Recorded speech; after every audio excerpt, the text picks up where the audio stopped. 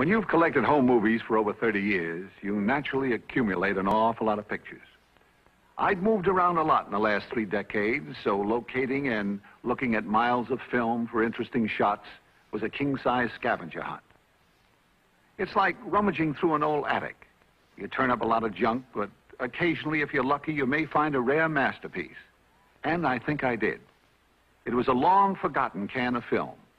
Lifting the lid was almost like opening King Tut's tomb. For inside were pictures which no one had ever seen before, home movies, taken years ago within the confines of the largest, costliest, and most imposing private estate on the North American continent, San Simeon, the fabled citadel of William Randolph Hearst. Located a little over 200 miles up the Pacific coast from Hollywood, on a high peak of the Santa Lucia Mountain. This past summer, I revisited San Simeon. The last time I was here was by invitation, but today it's open house for everyone in the world. I paid my admission fee and was one of the 2,000 tourists that day who took the 5-mile bus trip up the Enchanted Hill.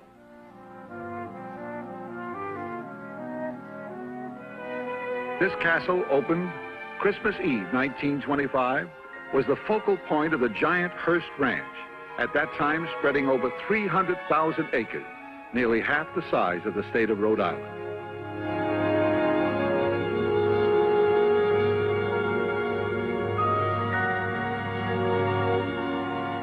La Casa Grande, housing the largest private collection of art objects in the world, valued at over $50 million. Mr. Hearst called it his little hideaway.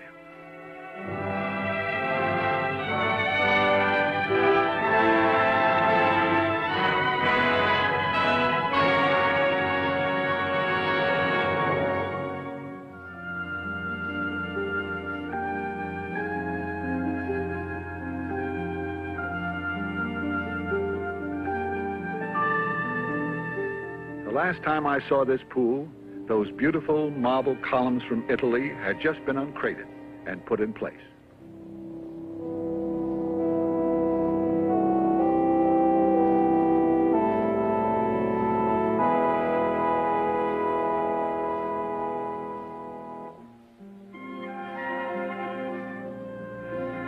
I slipped away from the tour for a moment to see if there were any changes in the guest houses. No, my little bungalow was still there. Imagine me sleeping in Cardinal Richelieu's bed. Today, San Simeon is a state monument. But during its heyday, which spanned the roaring 20s and the fabulous 30s, it was the gathering place of the Hollywood immortals, with guests like Marie Dressler, seen here clowning with the host, William Randolph Hearst. That outfit she's wearing looks like a flea-bitten version of Touch a Mink.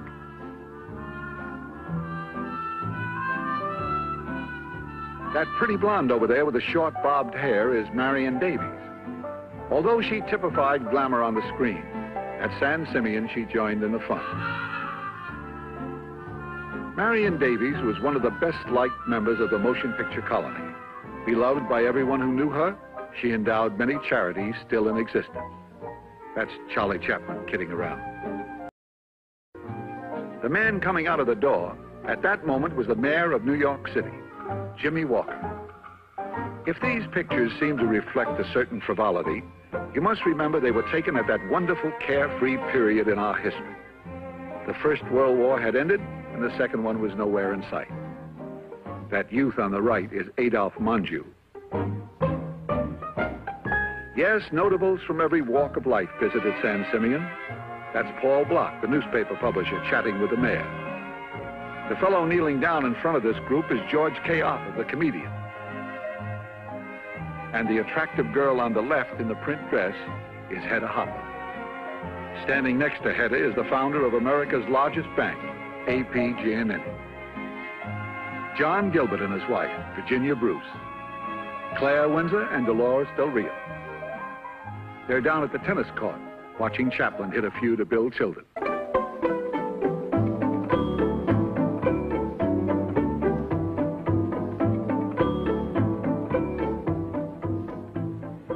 That teenager on the right is Carol Lombard. Nothing pleased the host more than when everybody got out of doors in the afternoon to take part in some group activity. He was proud of San Simeon and eager for his guests to enjoy it to the full. Many people have the sense of acquisitive possessiveness, but William Randolph Hearst was the only man ever able to indulge it to the hilt. But it was a strange paradox that this fighting giant of journalism with all his vast collection of material wealth should also have a tender passion for the treasures of nature, flowers, trees, and animals. Yes, Mr. Hearst was a happy man at San Simeon. Whether he was conducting business with his secretary or welcoming a famous guest like Grande. In town, he was very reticent about having his picture taken, but up here he seemed to have no objection. He'd even kid about it. Part of the daily routine was to move the guests to the adjoining zoo to witness the feeding of the animals.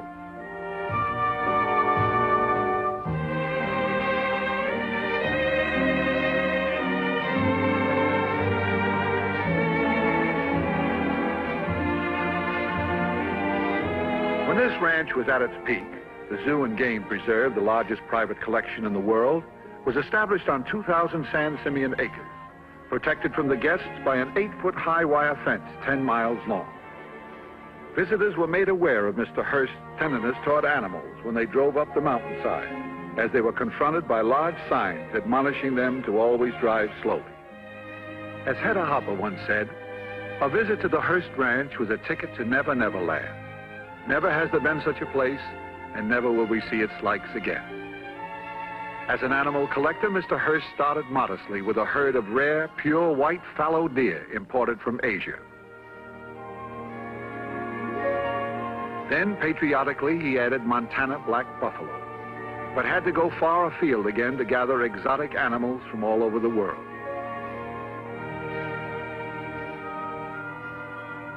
And when these animals stopped in the middle of the road, you stopped.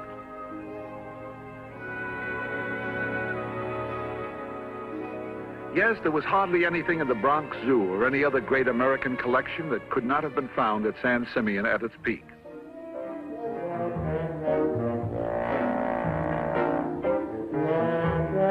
If you were with us at Malibu Beach a little earlier in this show, you'll recognize my old friend, Arthur Lake.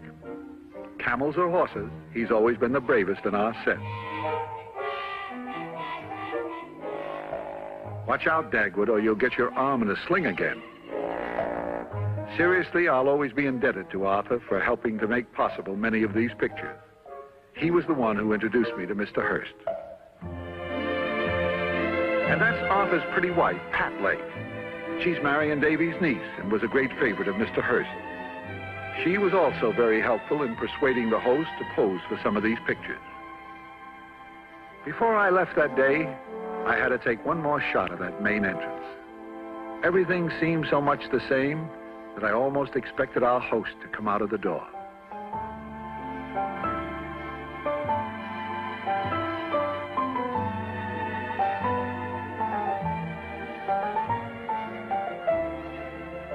This next shot was Mr. Hearst's own idea.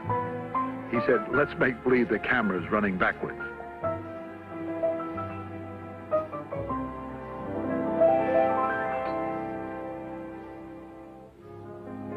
As the time came to leave, and we started down from the enchanted hill, a familiar quotation came to my mind.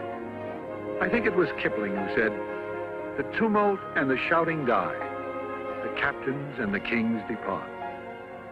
It seems so true here at San Simeon. Long after its builder's vast newspaper chain and political influences are forgotten, he will be remembered as America's greatest art collector and the creator of San Simeon.